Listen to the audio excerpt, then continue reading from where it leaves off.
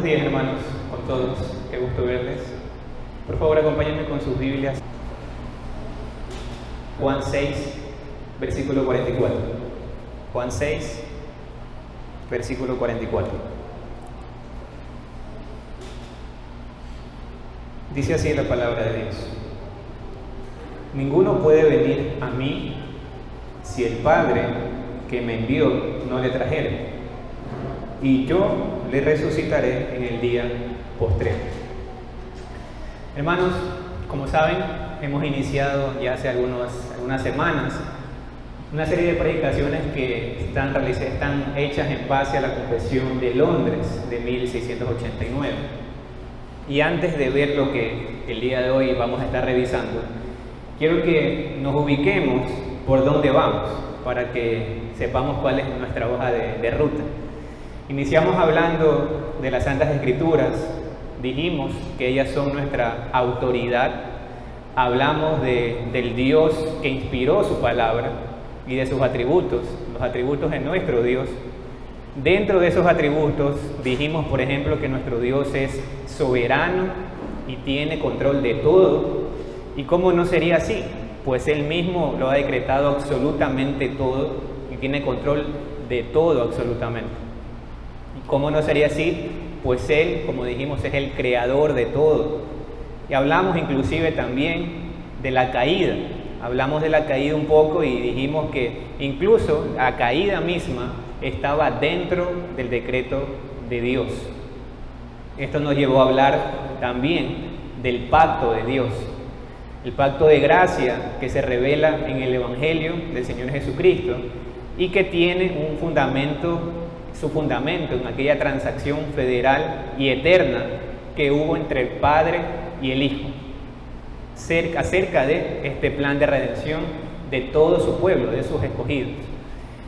Este pacto de gracia, como todos hijos de Adán que somos nosotros, estábamos alejados de él, imposible para nosotros poder alcanzarlo, y es únicamente a través del Señor Jesucristo, únicamente a través de la gracia de este pacto, como todos los descendientes de Adán, podemos ser parte de este pacto de gracia, por la gracia de Dios únicamente.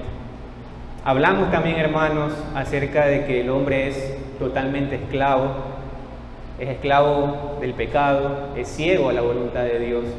Hablamos de que el hombre está muerto espiritualmente y que solo por la gracia de Dios puede ser capacitado para querer y obrar libremente lo que es bueno, para hacer la voluntad de Dios. Hablamos de esto y aquí quisiera hacer un poco una remembranza de algo que quizás algunos conocen, que es acerca del orden de la salvación. ¿Y por qué lo traemos a colación? Porque el llamamiento eficaz, que es el tema del cual vamos a hablar el día de hoy, está dentro de este orden de la salvación, o también llamado Ordo Salutis. Entonces, este llamado orden de la salvación es la obra de aplicar la gracia de Dios en un proceso unitario dado a los elegidos simultáneamente en Cristo. Eso es así, es instantáneo, pero definitivamente hay un orden lógico, y este orden inicia con la elección de Dios. Eso es lo que inicia todo, la elección de Dios. Así empieza el Ordo Salutis, o el orden de la salvación. Dios elige quiénes serán salvos. Luego viene lo que es el llamado de Dios al hombre por su palabra y por su espíritu. Aquellos que Dios eligió de antemano, Dios los llama.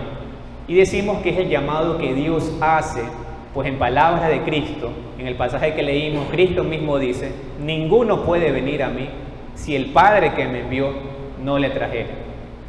Lo tercero es la regeneración, donde Dios transforma la naturaleza del hombre y le da un nuevo corazón.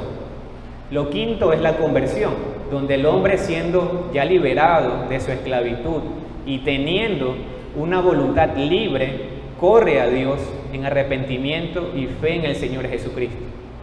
Lo sexto es la justificación.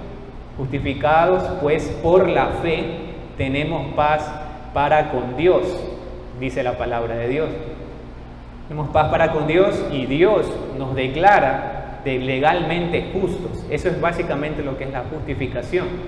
Pues se nos imputa la justicia de Cristo por la fe en Él únicamente. Lo séptimo es la adopción. Siendo ya perdonados y justos ante Dios, por pura gracia y amor nos adopta como hijos suyos. Y ahora podemos clamar: Abba, Padre. Recibimos compasión, protección, provisión y corrección por parte de nuestro Dios, donde Él nos declara hijos suyos. Y además Él dice que ninguno de sus hijos podrá caer definitivamente del estado de gracia. Y a esto lo llamamos la perseverancia o preservación de los santos, que es lo octavo, la perseverancia o preservación de los santos. Sino que ciertamente sus hijos perseverarán hasta el fin, hasta el día final. Perseverarán en santidad, perseverarán en buenas obras que evidencien esa fe salvífica. Esta perseverancia no depende de ninguna obra del hombre, sino de la inmutabilidad del decreto de Dios, que fluye del amor libre e inmutable de Dios Padre, sobre la base de la eficacia de los méritos y de la intercesión del Señor Jesucristo y de la unión con Él. Y lo último de este ordo salutis u orden de la salvación es la glorificación. La glorificación. El estado que sin duda todos esperamos, el estado, pues, en este estado, pues dentro de lo mucho que vamos a recibir en la glorificación, vamos a ser finalmente libertados del pecado. Finalmente libres del pecado de manera ya definitiva. Decimos que estamos expectantes de la glorificación, pero sin duda, hermanos, ocurrirá, pues Dios lo ha decretado y Él es inmutable y todo lo que ha dicho lo cumplirá, sin duda. A esto es a lo que nos referimos con el ordo salutis o el orden de la salvación, todos estos puntos que hemos tocado. Entonces, dicho esto, hermanos, el día de hoy, como tienen en las hojitas que les fue entregado, el tema que vamos a tocar puntualmente el día de hoy es el llamamiento eficaz. El llamamiento eficaz, y lo vamos a ver en 2 puntos, que es el punto 1, una visión general del llamamiento eficaz. Punto 2, las cuestiones específicas de este llamamiento eficaz. Y finalmente vamos a ver unas conclusiones y aplicaciones. Pero antes de empezar, oremos para poder iniciar con los puntos que hemos visto hoy. Amado Señor, Padre, gracias te damos, Señor. Gracias, Señor, porque has sido tú, Señor, sin duda, quien ha obrado, Señor, eternamente. Te pedimos, Señor, que seas tú ayudándonos a poder, Señor, estar atentos a tu palabra. Ayúdame, Señor, a mí a poder ser un instrumento útil en tus manos, Señor. Te pedimos estas cosas en el nombre de tu Santo Hijo, el Señor Jesucristo. Amén. Entonces, hermanos, veamos el punto 1, una visión general del llamamiento eficaz. Y quisiera, hermanos, que para desarrollar este punto hagamos varias preguntas que nos van a ayudar a tener un poco más claro qué es lo que queremos decir acerca de este llamamiento eficaz. Empecemos preguntando: ¿quiénes son los receptores y quién es el autor de este llamamiento? ¿Quiénes son los receptores y quién es el autor de este llamamiento? Y para responder esta pregunta, acompáñenme con sus Biblias a Romanos 8, 28, 29, 30. Romanos 8, 29, 30.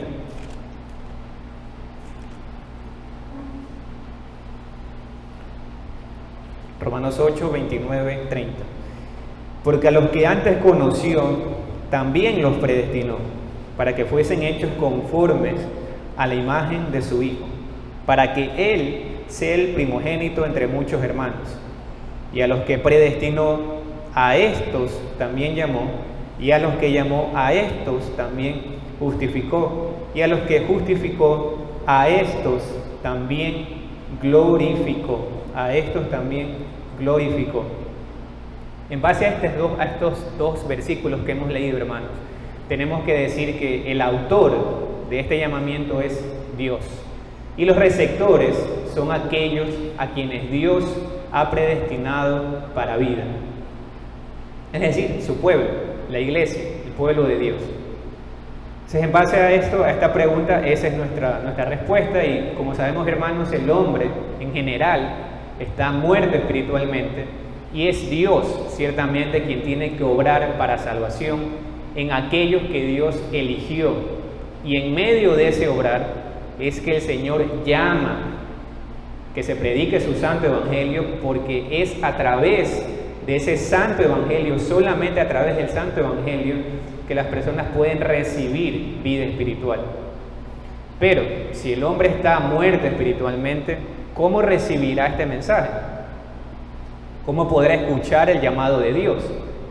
Y la respuesta es que esto es posible solamente por el llamamiento eficaz. Únicamente por el llamamiento eficaz es que el hombre puede escuchar y abrazar la verdad del Evangelio de Cristo. Y debemos aclarar algo importante. Este conocer que se menciona en Romanos 8:29, este conocer que se dice allí, algunos dicen que se refiere a que Dios, en base a su omnisciencia, que lo sabe todo, lo conoce todo, Él ve en el futuro que lo vamos a elegir para salvación y que vamos a ejercer fe en Cristo y que nos vamos a arrepentir. Entonces, en base a este futuro que el Señor vio de antemano, dicen que Él predestina al hombre para que pueda ser salvo. Eso es lo que muchas personas piensan. Pero aquí hay un error, porque se presume que el hombre caído, el hombre que está muerto espiritualmente, se presume que el hombre que está ciego a la voluntad de Dios, que está muerto espiritualmente, se presume y se asume que él puede elegir a Dios.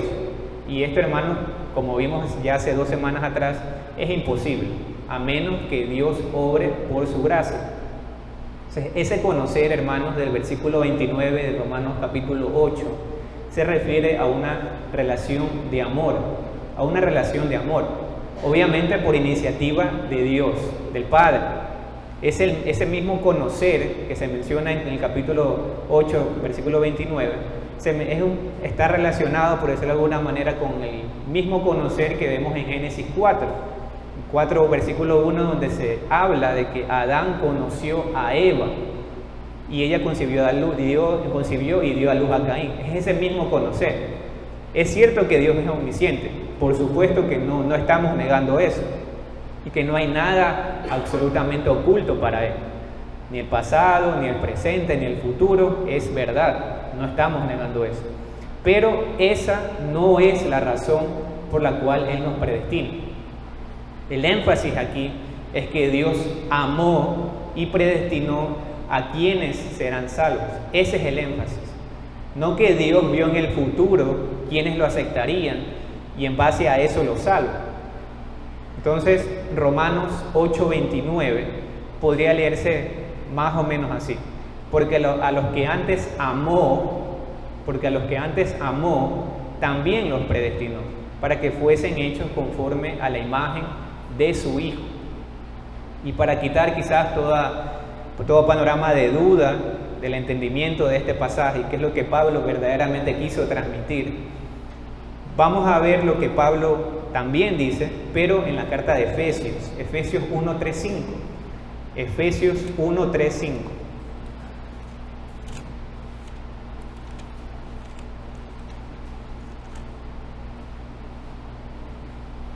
Y aquí Pablo también hace referencia a esta predestinación y el motivo por el cual el Señor lo hace. Efesios 1:3-5 dice así: Bendito sea el Dios y Padre de nuestro Señor Jesucristo, que nos bendijo con toda bendición espiritual en los lugares celestiales en Cristo, según nos escogió en Él antes de la fundación del mundo, para que fuésemos santos y sin mancha delante de Él, en amor, habiéndonos predestinado para ser adoptados hijos suyos por medio de Jesucristo, según el puro afecto de su voluntad. Según el puro afecto de su voluntad. Si alguien quizás te preguntara, o quizás si alguien se preguntara a sí mismo, ¿por qué a mí, Señor? ¿Por qué me escogiste para ser tu hijo? Tenga claro, hermano, tengamos claro que no fue por nada en nosotros, porque todos los hombres somos ciertamente merecedores del castigo y del juicio de Dios, todos absolutamente. Pablo muy claramente responde y dice a la pregunta que hicimos, en amor, habiéndonos predestinado para ser adoptados hijos suyos por medio del Señor Jesucristo, según el puro afecto de su voluntad. No por nada que tenga el hombre o por algo que en especial del hombre, sino por el puro afecto de su voluntad. Esa es la respuesta. Dios nos predestinó para salvación y nos salvó por su amor de pacto, para que por ese amor de pacto para con los suyos, para con su iglesia, no porque seamos quizás mejores que otros. Es por eso que Pablo, segunda de Timoteo 1:9, puede decir, quien nos salvó y llamó con llamamiento santo, no conforme a nuestras obras, sino según el propósito suyo y la gracia que nos fue dada en Cristo Jesús antes de los tiempos de los siglos. Entonces, a la pregunta que habíamos hecho, ¿quiénes son los receptores y quién es el autor del llamamiento? Debemos responder que el autor es Dios y los receptores son todos aquellos a quienes Dios ha predestinado para vida. El llamamiento lo podemos definir como un acto de Dios Padre hacia sus elegidos. ¿Quiénes son los receptores de ese llamamiento? O sea, hagamos ahora otra pregunta para seguir respondiendo a este punto. ¿Quiénes son llamados o cuándo son llamados o cuál es la ocasión de este llamamiento? ¿Cuándo son llamados o cuál es la ocasión de este llamamiento? Y la respuesta es en el tiempo señalado y aceptable por Dios, es decir, según la voluntad de Dios. En el tiempo de Dios, básicamente. No hay tal cosa como una iniciativa del hombre de venir a Cristo, no existe, como ya hemos visto. Nuestra salvación depende de Dios y proviene de Él absolutamente.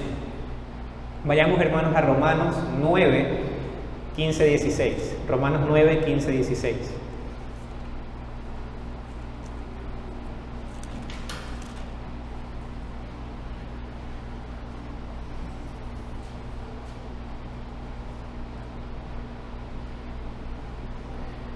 Dice pues a Moisés dice, tendré misericordia del que yo tenga misericordia, y me compadeceré del que yo me compadezca. Así que no depende del que quiere, ni del que corre, sino de Dios que tiene misericordia. ¿Quién de nosotros, hermanos, pudo controlar el día de su nacimiento? Nosotros, estando en el vientre de nuestra madre, ¿quién lo pudo hacer? ¿Quién de nosotros puede controlar cuando sucederá algún terremoto, por ejemplo? ¿O quién de nosotros puede controlar el viento? ¿Quién de nosotros puede controlar la naturaleza, por ejemplo, también? Y la respuesta es nadie, absolutamente. Pues todas estas cosas son acciones que ocurren dentro de la soberanía de Dios. Todo lo que tenemos y somos, lo tenemos en Él y por Él. Por eso es que Pablo decía también en Efesios 1:11, en Él asimismo tuvimos herencia, habiendo sido predestinados conforme al propósito del que hace todas las cosas según el designio de su voluntad. Entonces, es claro que según el designio de su voluntad solamente, pues es Él quien da tanto al hombre el querer como el hacer. Es Él quien sopla luz en medio de nosotros, sopla su espíritu en medio de nosotros y quien da vida al hombre, y es Él únicamente quien puede decir al momento de que el hombre va a ser salvado por la gracia de Dios, es el único que puede decir sea la luz, es el único que puede decir eso. Y es entonces cuando realmente el hombre podrá ver a Cristo para salvación y perdón de sus pecados. Es entonces cuando va a dejar de ser esclavo del pecado y es entonces donde podrá verdaderamente alcanzar esa salvación que Dios preparó de antemano. Entonces, ¿cuándo el hombre es llamado? ¿En qué tiempo? Según el tiempo de Dios, según su designio. No depende absolutamente para nada del hombre. Otra pregunta, ¿qué tan eficaz es este llamamiento? ¿Qué tan eficaz es este llamamiento? Y la pregunta debemos decir que aquellos a quienes Dios ha predestinado para vida, tiene a bien en su tiempo señalado, como hemos dicho, su tiempo señalado y aceptable, llamar eficazmente. Con esto queremos decir que a quien Dios llama, sin duda va a venir a Él, sin duda viene a Él. Porque la eficacia de su llamado, la eficacia de su llamamiento es absoluta. Jesús dijo, todo lo que el Padre me da, vendrá a mí. E Isaías 46 también dice, hablándonos de la eficacia del decreto de Dios, dice, mi consejo permanecerá y haré todo lo que quiero. Y ese todo abarca todo lo que Dios ha decretado. No hay una excepción en la salvación. También todo lo que el Señor quiere, todo lo que el Señor ha querido desde la eternidad salvar, sin duda serán salvos. Ahora, es probable que cuando nosotros queramos hacer algo o que nos propongamos hacer algo, hermanos, es muy probable que no lo hagamos tal cual como lo pensábamos. Es probable. O en el peor de los casos que no lo hagamos. Pero esto es así porque somos hombres, somos mutables, somos finitos, cambiamos constantemente. Pero en Dios no es así. Todo lo que Él dice se hace. Todo lo que Él ordena sin duda se hace.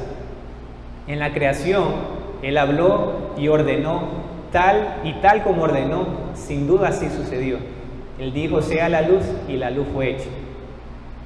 Y eso es tal cual también en la creación. Y hablando por ejemplo de Cristo, recordemos cuando Cristo dijo, Lázaro, ven fuera. ¿Qué pasó en ese momento? ¿El muerto no se levantó? Para nada, hermanos. Cristo venció la muerte y demostró la eficacia de su llamado. Y la Escritura dice, y el que había muerto salió, atadas las manos y los pies con vendas y el rostro envuelto en el sudario. No hay nada absolutamente que detenga el propósito de Dios. Él lo hará en su tiempo y es en ese sentido que decimos que es totalmente eficaz. Juan 10, 27, 29. Vayamos ahí, hermanos. Juan 10, 27, 29.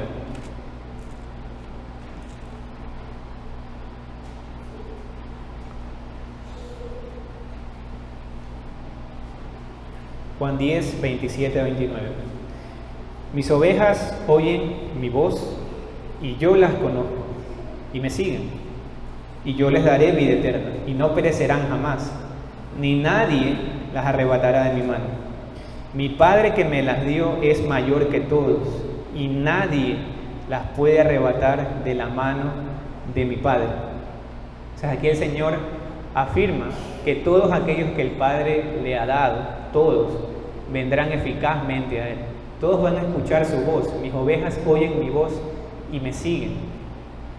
Y ciertamente es, como dijimos, un llamado eficaz, es un llamado ineludible para los hijos de Dios y no es un llamado general, el cual es hecho a todos los hombres.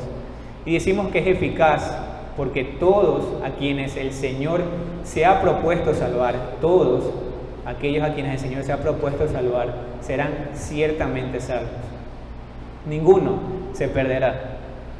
El Evangelio de Cristo debe ser predicado a todo el mundo y todos tienen la capacidad de escucharlo. Y de hecho algunos lo hacen y les parecen palabras sabias a algunos, palabras motivadoras, palabras de amor, pero no tienen la misma capacidad de responder a ese llamado, porque el hombre de manera general, como hemos visto, está muerto. Pero si responde a ese llamado, es entonces porque Dios ha obrado para que pueda ser así, para que este hombre en particular pueda responder a ese llamado eficaz. Cuando el hombre responde en fe y arrepentimiento, es entonces cuando podemos ver que es ciertamente un llamado eficaz. Si repetimos, la diferencia aquí no lo hace el intelecto del hombre, la disposición del hombre, ni nada que provenga del hombre, la diferencia la hace Dios con su llamado eficaz. Entonces, a la pregunta, ¿qué tan eficaz es este llamamiento? La respuesta es que es totalmente eficaz, totalmente eficaz. Otra pregunta, ¿qué medios son usados en este llamado? ¿Qué medios son usados en este llamamiento eficaz? ¿Serán quizás estos medios la habilidad de convencimiento del hombre, las habilidades de comunicación de la persona que está adelante predicando, mi capacidad quizás de entender temas doctrinales? Y la respuesta, hermanos, ciertamente a todo esto es no. Ninguno de estos, ni nada que provenga del hombre, son los medios que Dios usa para este llamado. Los medios que el Señor usa son su palabra y su espíritu. No su palabra o su espíritu. Quizás dando a entender que puedan ser cualquiera de las dos, y no necesariamente en las dos, sino que su palabra y su espíritu.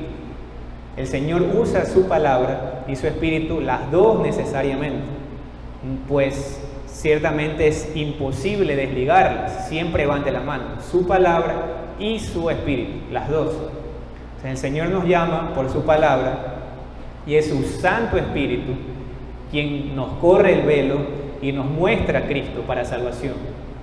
Muchos quieren escuchar a Dios e inclusive lo quieren escuchar audiblemente.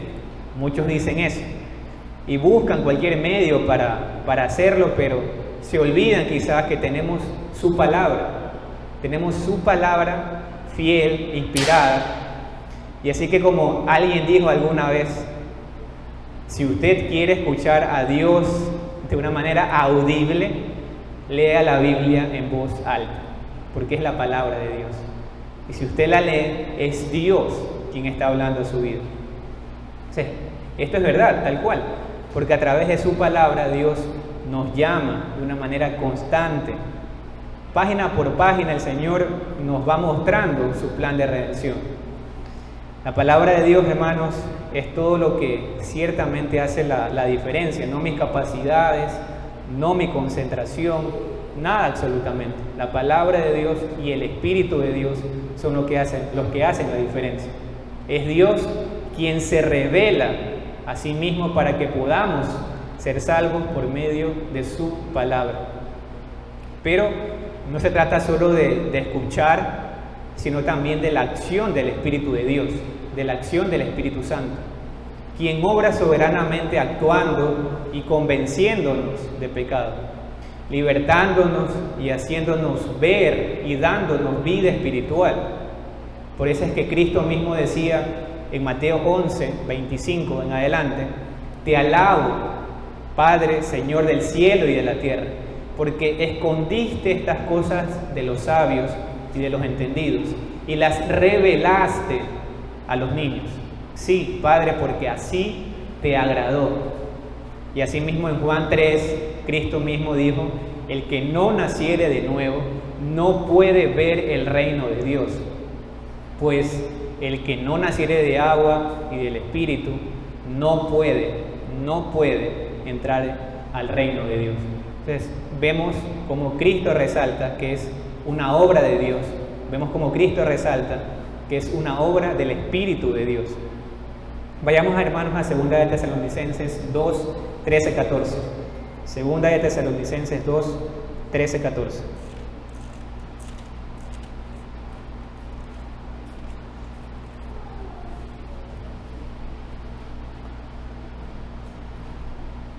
Pero nosotros debemos dar siempre gracias a Dios respecto a vosotros, hermanos amados por el Señor, de que Dios os haya escogido desde el principio para salvación, mediante la santificación por el Espíritu y la fe en la verdad, a lo cual os llamó mediante nuestro Evangelio para alcanzar la gloria de nuestro Señor Jesucristo. Entonces, hermanos, como habíamos mencionado, es imposible separar la palabra de Dios del accionar del Espíritu Santo en el llamamiento eficaz. los cuales son los medios que Dios usa en su llamamiento eficaz. Y es lo que Pablo menciona en estos versículos que hemos leído. Pablo menciona al Espíritu Santo, habla de la acción del Espíritu Santo y habla del Santo Evangelio, de la palabra de Dios.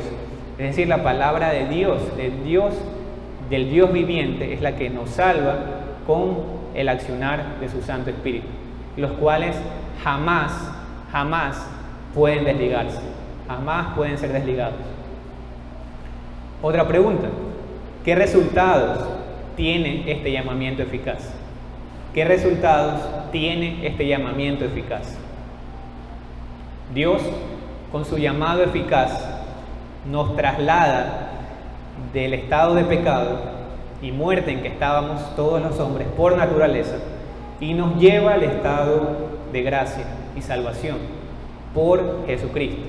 Ese es uno de los resultados, que Dios nos traslada del estado de pecado al estado de gracia. Efesios 2:1 acerca de esto dice: y Él os dio vida a vosotros cuando estabais muertos en vuestros delitos y pecados.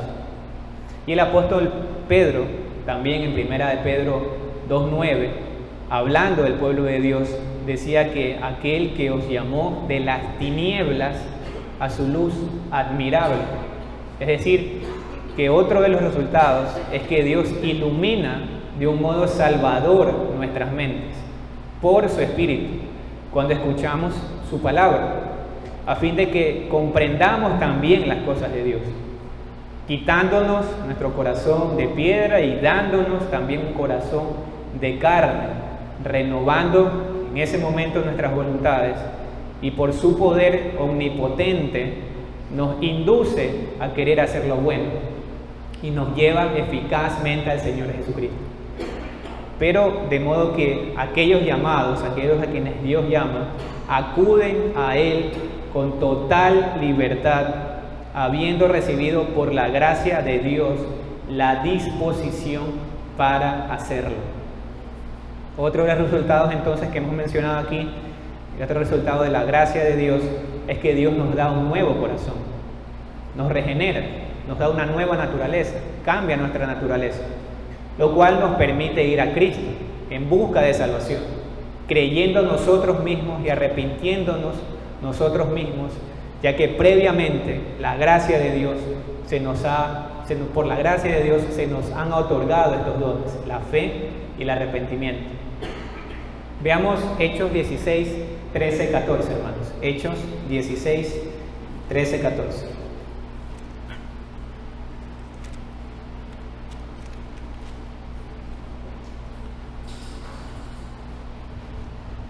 Aquí vamos a ver un ejemplo de lo que estamos hablando. Hechos 16, 13, 14.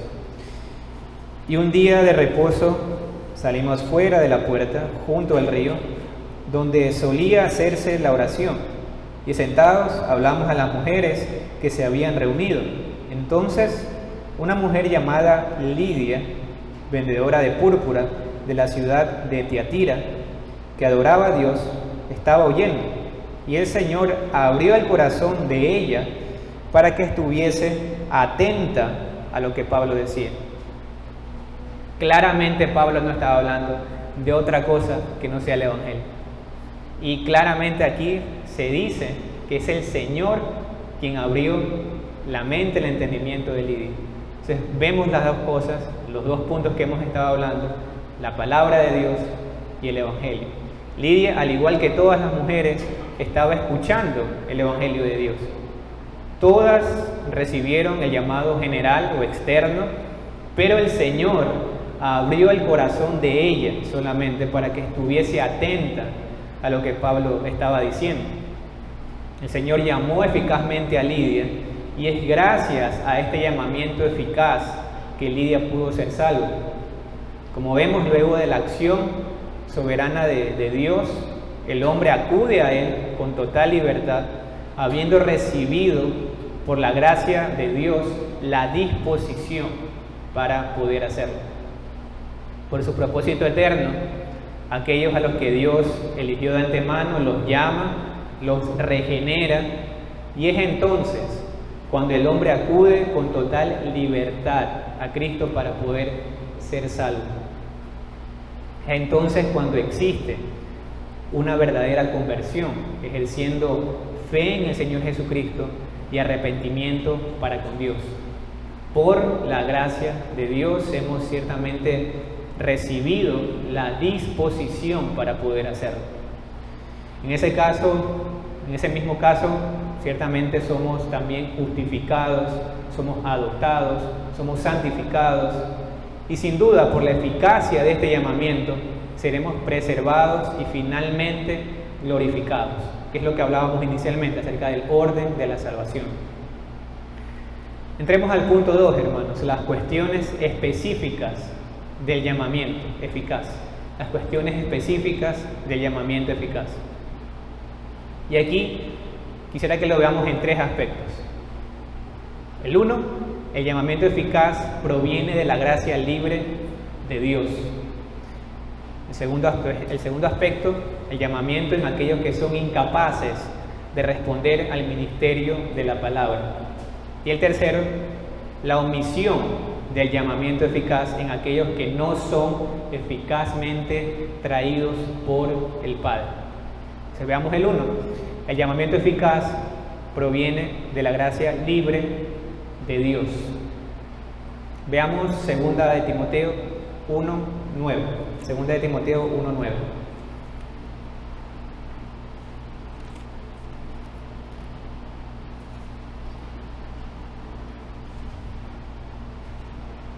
Segunda de Timoteo 1:9. Quien nos salvó y llamó con llamamiento santo, no conforme a nuestras obras, sino según el propósito suyo, y la gracia que nos fue dada en Cristo Jesús, antes de los tiempos de los siglos. El llamamiento eficaz, hermanos, es una obra únicamente de Dios, como ya lo hemos resaltado. Y además no tiene ninguna participación el hombre en esa única obra que es realizada por el Espíritu de Dios. La razón por la que alguien responde al Evangelio es simplemente por la gracia especial y libre de Dios. ¿Y cuándo nos fue dada esta gracia? Bueno, Pablo responde antes de los tiempos de los siglos, antes de que ninguno de nosotros existiera. Veamos también, hermanos, Romanos 9, 11 al 15. Romanos 9, del 11 al 15.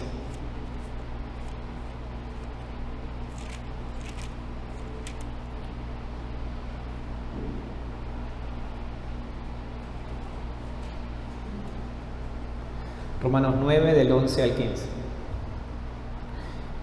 Pues no habían aún nacido, ni habían hecho aún ni bien ni mal, para que el propósito de Dios conforme a la elección permaneciese, no por las obras, sino por el que llama. Se le dijo: el mayor servirá al menor. Como está escrito: a Jacob amé, mas a Esaú aborrecí. ¿Qué pues diremos? ¿Que hay injusticia en Dios? En ninguna manera.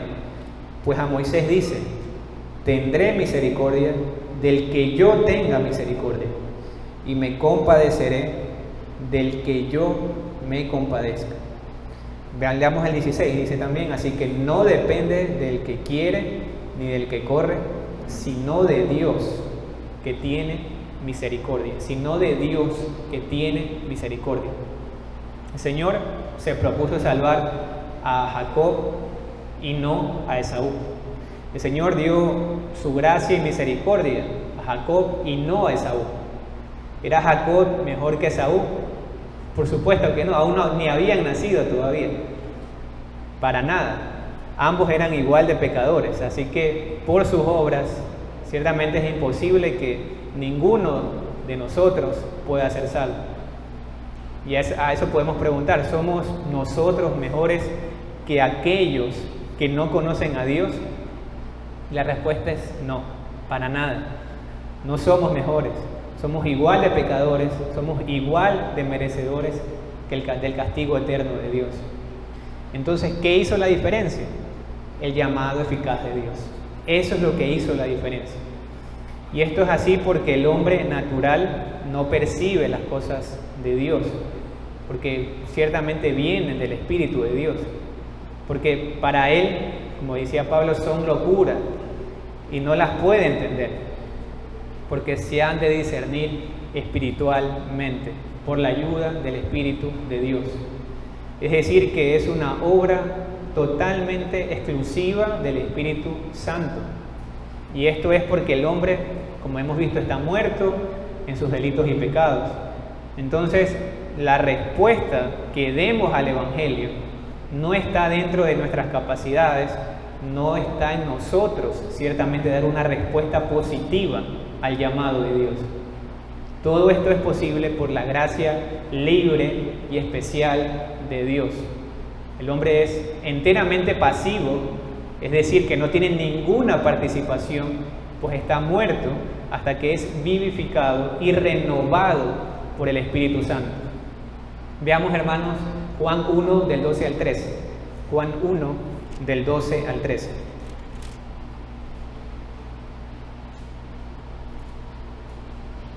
Juan 1 del 12 al 13.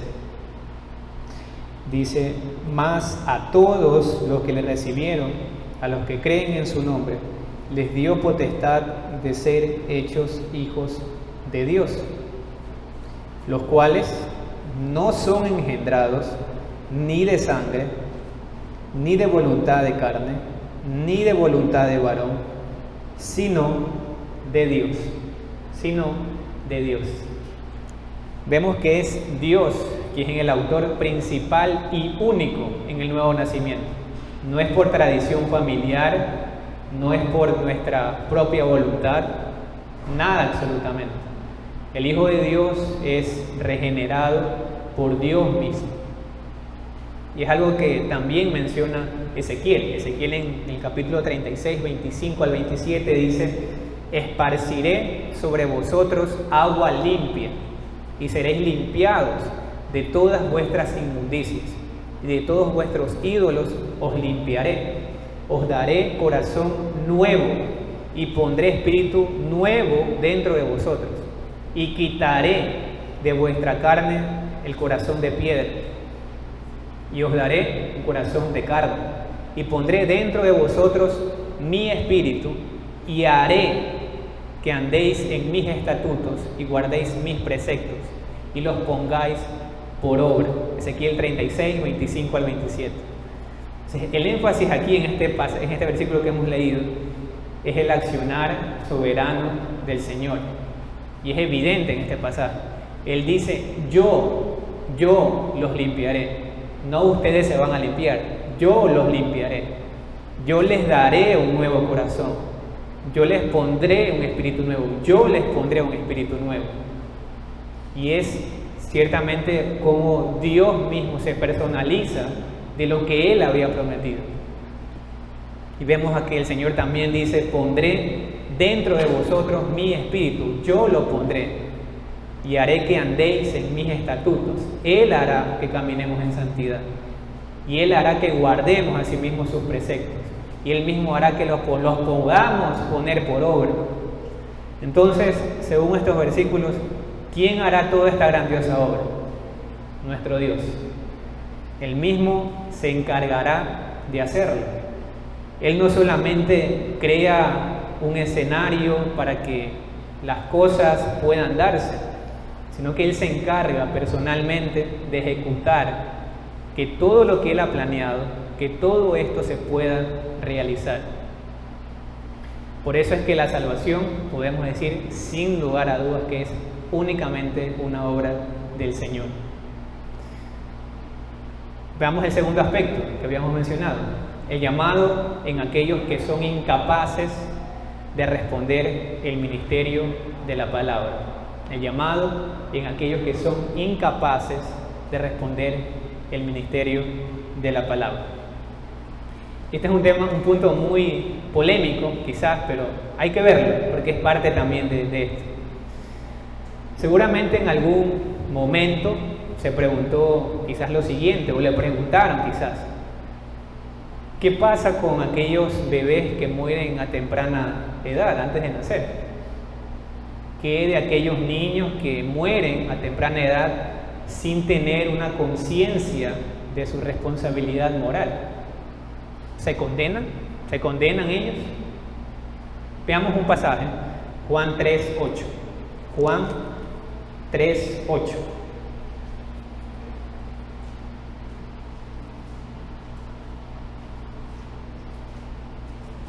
Juan 3:8. Cristo, hablando del Espíritu de Dios, dice: el viento sopla de donde quiere y oyes su palabra y oyes su sonido, mas ni sabes de dónde viene ni a dónde va. Así es todo aquel que es nacido del Espíritu. Hermanos, nosotros ciertamente no podemos ver la obra regeneradora, la obra tal cual de Dios. Esto no se puede percibir para nosotros. Lo que vemos es una conversión, eso sí lo podemos ver, que es una consecuencia de la regeneración que no vimos en su momento cuando ocurrió. Y esto es en todos los hombres por igual. Quiero que veamos algunos ejemplos de cómo en unos niños se puede ver un accionar especial del Espíritu de Dios, sin necesidad de ser llamados por la palabra, por el ministerio de la palabra. Y ojo, no estoy afirmando que todos los niños son regenerados, pero es importante que veamos estos casos puntuales. Uno de ellos está en Lucas 1:14-15. Lucas 1:14-15.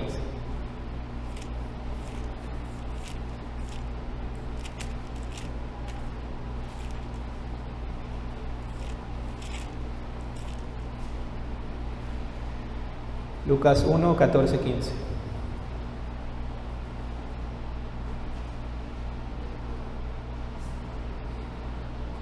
Aquí se está hablando de Juan el Bautista y dice el pasaje: y tendrás gozo y alegría, y muchos se regocijarán de su nacimiento, porque será grande delante de Dios. No beberá vino ni sidra, y será lleno del Espíritu Santo, aún desde el vientre de su madre. Y otro de los ejemplos está en Jeremías 1:5. Jeremías 1:5.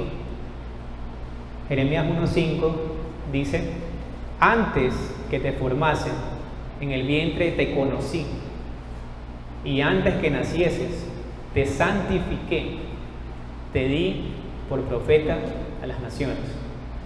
Y aquí tenemos, hermanos, dos niños en los cuales vemos cómo Dios los elige, y hay también una obra ineludible del Espíritu Santo, llenándolos, santificándolos.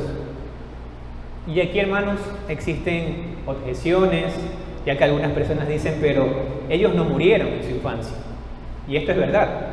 Sin embargo, eso no quita el hecho de que Dios obró desde su concepción, eligiéndolos, llamándolos e impartiéndoles una gracia especial por la obra del Espíritu Santo de Dios. Y obviamente entendemos que ellos, Juan como Jeremías, en su debido tiempo, entendemos que ellos respondieron de manera normal al llamado de Dios. Entonces, hermanos, en cuanto a los niños que mueren en la infancia, o aquellos que no tienen la capacidad para responder al llamamiento, la Biblia, tenemos que decir que guarda silencio. No hay algo claro que hable de esto de manera directa. Vemos ciertos indicios, como lo hemos visto ahora, de algunas obras especiales del Espíritu de Dios, pero no es una regla general. No es una regla general, por eso decimos que la Biblia guarda silencio. Donde no guarda silencio y es muy clara y grita una verdad absoluta, es cuando se habla, por ejemplo, de que nuestro Dios es trino, que es Padre, que es Hijo y que es Espíritu Santo. Donde no guarda silencio la Biblia es cuando se habla de la deidad del Señor Jesucristo. Donde no guarda silencio es cuando se habla de la deidad del Espíritu Santo. Allí la Biblia es totalmente clara. Pero en este punto puntualmente de las personas que no pueden responder al ministerio de la palabra, la Biblia no es totalmente clara. Entonces, al guardar silencio la palabra de Dios en este tema directamente, lo que haremos es dar 4 perspectivas que son las más populares o más conocidas acerca de este tema. No vamos a ahondar en cada una de ellas, y la razón de nombrarlas es más bien motivarlo o retarlo quizás para que usted pueda ahondar y pueda usted también ver estos puntos y pueda analizarlas a la luz de la palabra de Dios. Porque mal haríamos, hermanos, declarar algo que, como hemos dicho, la Biblia no da una verdad tal cual como lo hemos afirmado que sí lo hace cuando habla de nuestro Dios. Entonces, dentro de estos 4 puntos, el primero de ellos que se afirma, es que todos los niños que no han llegado a la edad de responsabilidad moral ante Dios irán al cielo al morir. Esa es una de las posiciones. Esta postura afirma que este grupo de niños serán herederos de la vida eterna al Dios aplicarles una gracia especial, ya que al no pecar conscientemente no pueden ser condenados. La otra perspectiva de este punto es que todos los niños irán al infierno al morir. Y esta postura afirma que todos los niños irán al infierno porque por naturaleza son hijos de Adán y por lo tanto son merecedores de la condenación eterna. La tercera perspectiva acerca de esta postura es: los niños de los creyentes alcanzarán la salvación al morir. Esta postura dice que los niños son santificados por la fe de su papá o de su mamá. Se dice que este grupo recibe una gracia especial que no es por causa de su inocencia, sino por la obra soberana de Dios. Y la cuarta perspectiva es que solo los niños predestinados irán al cielo al morir. Y esta postura cree que dentro de los infantes que hay en el mundo, Dios tiene un grupo elegido por gracia. A ellos el Señor los regenera y les da su gracia especial. Entonces, esas son las 4 posturas, hermanos, que quería mencionarles. Y dicho esto, recordemos que todas nuestras creencias, todas deben estar arraigadas en la palabra de Dios, absolutamente. Esta también. Y no en nuestras emociones, nuestras opiniones, o lo que sintamos, o las tradiciones de los hombres. Y por lo tanto, mal haríamos en decir, así dice el Señor, cuando el Señor no ha dicho. Y como hemos dicho, aquí la Biblia guarda silencio. Lo que sí sabemos es que todo lo que nuestro Dios hace, absolutamente todo, siempre lo hace con justicia, siendo justo, y todo absolutamente lo hace en amor, todo absolutamente. Y en eso ciertamente debemos tener descanso, esa es nuestra seguridad, y ciertamente cualquier cosa que el Señor decida o decrete siempre será lo mejor, pues Él es sabio, Él es omnisciente, es misericordioso, es la esencia de la santidad, y por lo tanto nada, absolutamente nada de lo que Él decida hacer, nada puede poner en tela de duda su santidad, nada, absolutamente. Veamos el tercer punto, dentro del punto 2, la omisión del llamado eficaz en aquellos que no son eficazmente traídos por el Padre. La omisión del llamado eficaz en aquellos que no son eficazmente traídos por el Padre. Y aquí me refiero, por ejemplo, a aquellos que oyen el Evangelio y tienen el llamado general. Muchas personas pueden entender que son llamados por el ministerio de la palabra y ser llamados a responder al Evangelio, e incluso pueden hacerlo externamente, pero todo eso que hacen, si no son eficazmente llamados, lo hacen ciertamente en la carne y no por la obra genuina del Espíritu Santo.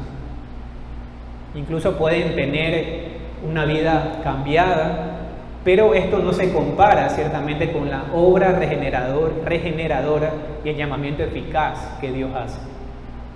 Veamos, hermanos, Mateo 7, del 21 al 23. Mateo 7, del 21 al 23.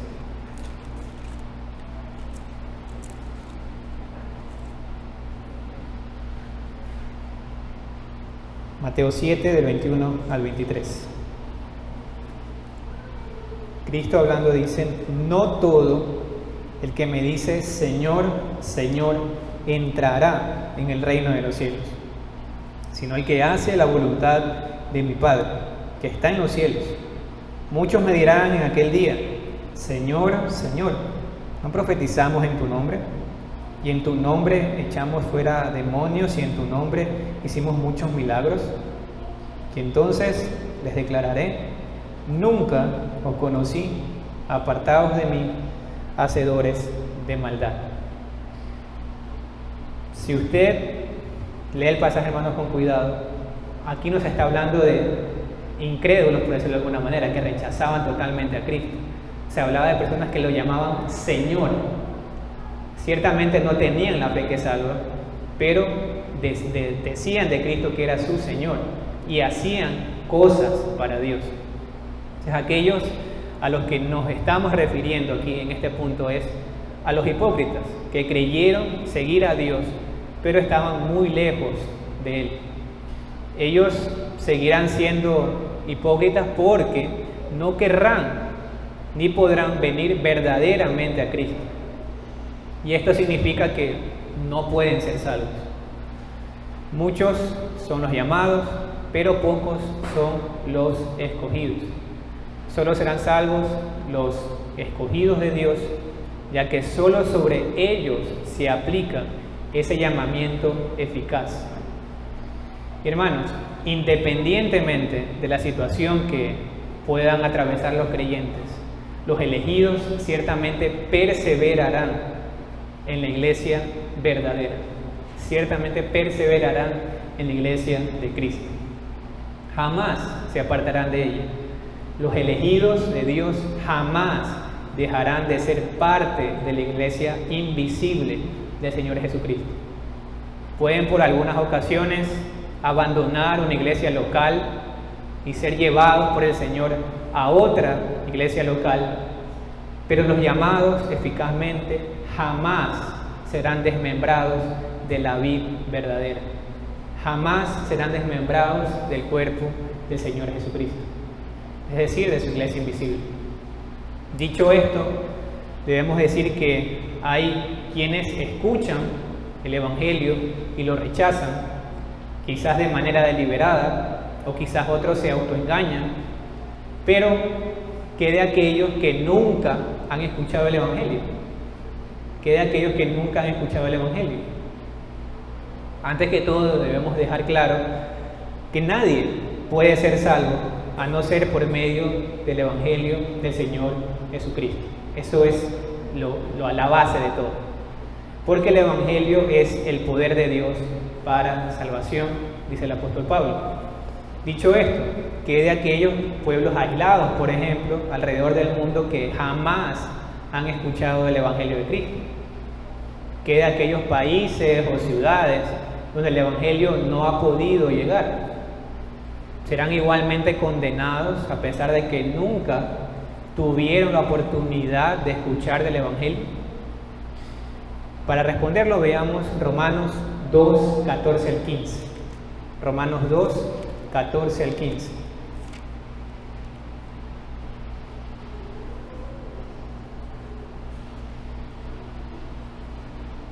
Romanos 2, 14 al 15. Porque cuando los gentiles que no tienen ley hacen por naturaleza lo que es de la ley, estos, aunque no tengan ley, son ley para sí mismos, mostrándoles la obra de la ley escrita en sus corazones, dando testimonio su conciencia y acusándoles o defendiéndoles sus razonamientos. Hermanos, todos, absolutamente todos, fuimos creados a la imagen de Dios, a la imagen y semejanza de Dios. Y por lo tanto, todos tenemos la ley de Dios escrita en nuestros corazones, todos, sin excepción. Sea que se llame ateo o que no se llame ateo, todos tenemos la ley de Dios escrita en nuestros corazones.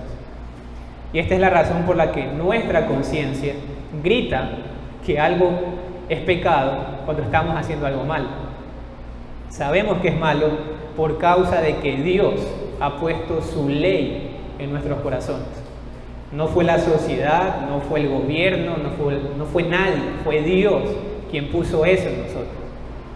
Por lo tanto, cuando pecamos y actuamos en contra de esa ley natural que tenemos todos, pecamos contra Dios. Cuando no reconocemos a su Hijo como el único Salvador, pecamos contra Dios. Cuando no reconocemos su Evangelio verdadero, pecamos contra Dios. Cuando no le rendimos culto al Dios vivo y verdadero, pecamos contra Dios. Y por lo tanto somos merecedores del digno y justo castigo del Señor. Así sea el hombre más moral, el hombre más religioso y sincero con su religión, pero hay una verdad que es innegociable, y es que no hay otro nombre bajo el cielo dado a los hombres por el cual podamos ser salvos. Solamente por medio del Señor Jesucristo es que podemos encontrar y tener salvación. Finalmente, hermanos, veamos unas conclusiones. Y bueno, en esta parte concluimos que a aquellos a quienes Dios ha predestinado para vida, tiene a bien, en su tiempo señalado y aceptable, llamar eficazmente por su palabra y su espíritu, sacándoles del estado de pecado y muerte en el que estaban por naturaleza y llevándoles a la gracia y la salvación por el Señor Jesucristo, iluminando de modo espiritual y salvador sus mentes, a fin de que comprendan las cosas de Dios, quitándoles el corazón de piedra y dándoles un corazón de carne, renovando sus voluntades y por su poder omnipotente, induciéndoles a querer hacer lo que es bueno y llevándoles eficazmente al Señor Jesucristo, pero de modo que acuden a Él con total libertad, habiendo recibido por la gracia de Dios la disposición para poder hacerlo. Es decir, Dios no violenta nuestro libre albedrío para salvarnos. Lo que Dios hace es libertarnos de la esclavitud del pecado. No decimos que en este caso el hombre es arrastrado en contra de su voluntad a poder ir a Cristo, a poder acudir a Cristo. Es Dios quien previamente abre nuestros ojos para que podamos ver a Cristo. Por eso decimos que no existe un Dios que nos fuerza a venir a Cristo, sino que Dios nos hace verdaderamente libres para poder venir nosotros en total libertad al Señor Jesucristo. Pues como leímos al inicio, ninguno puede venir a mí, dice Cristo, sino si el Padre que me envió no le trajera.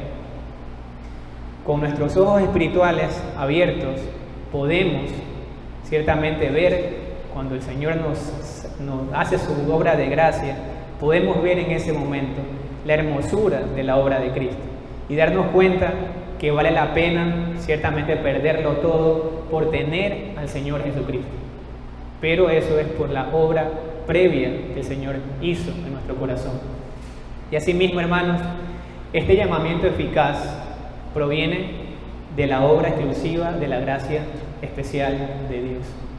No hay ninguna cosa prevista en el hombre, ni por algún poder de la criatura, siendo en este sentido la criatura totalmente pasivo al estar muerto el hombre en delitos y pecados, hasta que es vivificado y renovado por el Espíritu de Dios. Es capacitado ciertamente de este modo el hombre para responder a este llamamiento y para recibir la gracia que éste ofrece y transmite, y esto por un poder no menor al que resucitó a Cristo de los muertos. Nuestro llamado y salvación tienen un único autor intelectual, y es Dios. Ese es Dios, que muestra su gracia infinita y salvadora a un pueblo que no hacía su voluntad. Finalmente, hermanos, veamos unas aplicaciones. Querido amigo, ciertamente no te puedo quizás asegurar si eres uno de aquellos que predestinó y Dios llamó. No está en mí hacerlo, pues es una obra de Dios, ciertamente. Pero no juegues con eso. No dejes tu destino final a la suerte o al destino. Lo que sí te puedo asegurar por el testimonio de las Escrituras es que tú, al igual que todos los hombres, por naturaleza, huimos de Dios. Escapamos de Él, corremos despavoridos, pues su santidad ciertamente nos hace por naturaleza huir. Su nivel de pureza expresada en sus mandamientos es imposible de llenar para nosotros. Y es por eso que merecemos la condenación eterna, pues nos hemos rebelado a su gobierno. También te puedo asegurar que Dios hace un llamado general por su evangelio a todos los hombres. Y el propósito de ese llamado es que el pecador se arrepienta y crea en el Señor Jesucristo. Se arrepienta para el perdón de sus pecados y crea el evangelio de Cristo. Pues Él cumplió perfectamente la ley de Dios y sufrió nuestro castigo, y por la fe en Él podemos ser perdonados y justificados y librados de la ira de Dios. Te pregunto, ¿Dios está hablando esto a tu corazón? ¿Dios te dio la gracia de ver que merece ser condenado y puede ser rescatado por Cristo? ¿Lo escuchaste ordenándote que te arrepientas hoy? Si tú lo haces creyendo que Él puede salvarte, será un llamamiento permanente y eficaz. Si Cristo está obrando en tu alma, Él te invita a venir hoy. Él dijo: el que a mí viene, no le echo fuera. En Cristo puedes dejar tu vida pasada atrás. Puedes vestirte de su justicia hoy y vivir de una manera santa para la gloria de su nombre.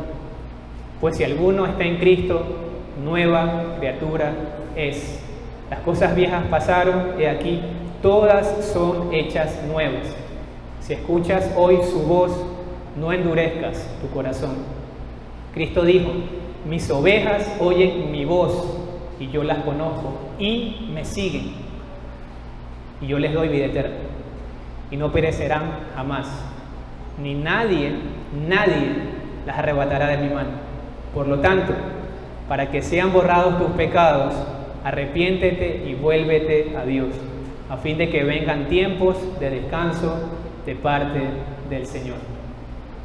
Y para ti, mi querido hermano, quiero citar estas palabras dichas por Martín Lutero cuando fue convocado por el papado en Heidelberg para la defensa de sus 95 tesis. Él dijo lo siguiente, presta atención: el amor de Dios no encuentra, sino que crea lo que le agrada. El amor del hombre llega a existir a través de lo que le agrada. Pero te preguntarás, ¿qué significa eso? Carl Truman, un teólogo, lo comenta de esta manera: el amor humano, afirma Lutero, es reactivo, responde a algo intrínsecamente atractivo en un objeto, algo intrínsecamente atractivo en un objeto, pero en consecuencia lo atrae. En consecuencia de esto lo atrae, porque es atractivo para él. En otras palabras, el amor humano se siente atraído por lo que primero encuentra hermoso. Esta es la dinámica básica del amor humano. Pero debemos recordar que la revelación de Dios en la cruz invierte la lógica humana. Así, el amor divino, por el contrario, no es reactivo, sino creativo Dios no encuentra lo que es hermoso y luego se mueve en amor hacia Él. Algo se hace hermoso por el hecho de que Dios pone primero su amor en ello. Él no mira a los seres humanos pecadores y ve entre la masa personas, algunos que son intrínsecamente más justos o santos que otros, y por lo tanto se siente atraído por ellos. Más bien, la lección de la cruz es que Dios elige lo que es desagradable y repulsivo, injusto y sin ninguna cualidad redentora, y da con generosidad y abundancia su amor salvador en Cristo sobre ellos. Fin de la cita. Aquí, hermano, ¿puede ver ese gran amor de Dios? ¿Acaso no vemos este mismo amor en su llamado eficaz? ¿No vemos ese amor también en su elección, como lo vemos también en su elección? Por eso, hermanos, es que Juan podía decir: nosotros amamos porque Él nos amó primero. Amamos porque Él nos amó primero. Cuán grande amor es el que recibimos, sin duda, pues ninguno de nosotros podíamos ir a Cristo, pero por gracia se nos ha concedido por parte del Padre venir a Él. Su Santo Espíritu aplicó esa salvación en nosotros. Salvación que fue planeada desde la eternidad. Hermanos, seamos conscientes de algo. El bendito y santo Dios Trino, el Dios Trino, actuó de manera personal en nuestra salvación. Puede ver, hermano, cuán grande amor de este Dios, Padre, Hijo y Espíritu Santo. Es un amor que no solo ideó el plan de salvación, sino que se encargó Él mismo de cumplirlo. Él mismo lo hizo. Hermanos, sin duda esto es debe ser una poderosa motivación para que podamos vivir vidas santas delante de nuestro Dios. Y no enorgullecernos de nada, pues todo lo que tenemos, todo absolutamente, lo hemos recibido de Dios. Mas el que se gloría, gloríese en el Señor. Gloríese en que me entiende y me conoce, dice el Señor. Hermanos, que el amor de Dios sea nuestro combustible diario para caminar por fe, para caminar en santidad, para que compartamos el mensaje de salvación, demos de gracia lo que de gracia hemos recibido. Que el amor de Dios sea el combustible que usted necesita para fortalecer su fe, para fortalecer su confianza en Dios. No dé lugar a las voces que le susurran que Dios no lo ama. No dé lugar a esas voces que dicen que Dios no lo ama como tal o cual persona. No dé lugar a eso, hermano. Más bien que venga a su mente el amor de Dios. Como dijimos, el Dios Trino de manera personal actuó en nuestra salvación. Cuando esas voces vengan a su mente, acuérdese, hermano, de la cruz de Cristo. La más grande expresión del amor de Dios para con aquellos que merecíamos la condenación eterna. Dios mostró su amor hacia nosotros hasta tal punto que dio a su propio Hijo para que muriera por nosotros. Así que cuando, hermanos, vengan esas voces y quizás piense que Dios no lo ama como a unos como a otros porque le ha permitido dentro de su voluntad pasar ciertas pruebas, aflicciones, tristezas, acuérdese de esto, de la cruz de Cristo, la más grande expresión de amor. Y hermanos, en esos momentos de prueba y aflicción, hagamos lo mismo que hizo David. Prediquemos a nuestro corazón el Santo Evangelio, las promesas de Cristo. Prediquemos de su fidelidad a nosotros mismos, de su amor, y digamos como dijo David: bendice, alma mía, al Señor, y bendiga todo mi ser su santo nombre. Bendice, alma mía, al Señor, y no olvides ninguno de sus beneficios. Él es el que perdona todas tus iniquidades, el que sana todas tus enfermedades, el que rescata de la fosa tu vida, el que te corona de bondad y compasión, el que colma de bienes tus años, para que tu juventud se renueve como el águila. No olvidemos, hermanos, David también lo dice, que compasivo y clemente es el Señor, lento para la ira y grande en misericordia. No contenderá con nosotros para siempre, ni para siempre guardará su enojo. No nos ha tratado según nuestros pecados, ni nos ha pagado conforme a nuestras iniquidades. Porque como están de altos los cielos sobre la tierra, así de grande es su misericordia para con los que le temen. Como está de lejos el oriente del occidente, así alejó de nosotros nuestras transgresiones. Como un padre se compadece de sus hijos, así se compadece el Señor de los que le temen. Porque Él sabe, hermanos, Él sabe de qué estamos hechos. Se acuerda de que somos solo polvo. Amén. El Señor bendiga su palabra.